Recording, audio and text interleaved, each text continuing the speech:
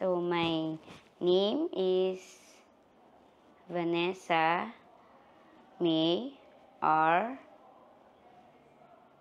Francisco, and my sign name is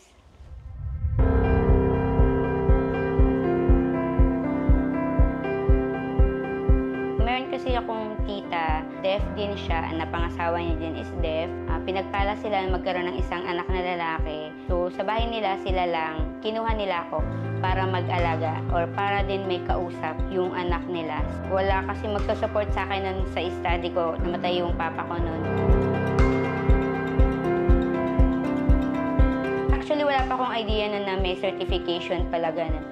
So, yung pinsan ko na inalagaan ko, papunta siya ng abroad. So, gusto niya may certification siya. Nag-search siya ng kung merong school or training center. So, nakatapos siya doon. Tapos, in-encourage niya ako na, dito ka mag-enroll. Kasi, level by level sila. And then, after nun, may certification kang makukuha. Actually, ang naramdaman ko overwhelmed. Bigla ako natakot na ako pa lang yung mag-interpret. Tapos parang paano kung sabay-sabay sila. Pero yung fulfillment at saka yung masasabi mo nung nakatapos ako, syempre masaya.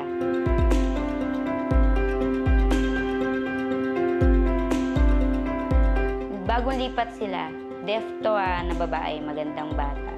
Yun yung naging inspiration ko talaga. So, unschooled siya, as in zero knowledge siya sa sign language. Hindi siya marunong mag-sign, hindi siya marunong makipag-communicate. Even writing, hindi siya marunong. So, pumupunta siya sa bahay, nagkaklase kami. Kiniwento niya na gusto niya mag-uniform, gusto niyang gumraduate. So, parang sabi ko, isa pa lang to, ito pa lang to. Paano yung iba na talagang walang capacity na or walang chance na makapasok sa school? Kung papalarin, pinaka gusto ko po talaga is ma-less or ma-zero balance tayo sa unschooled deaf. Yung mga hindi nakakapag-aral.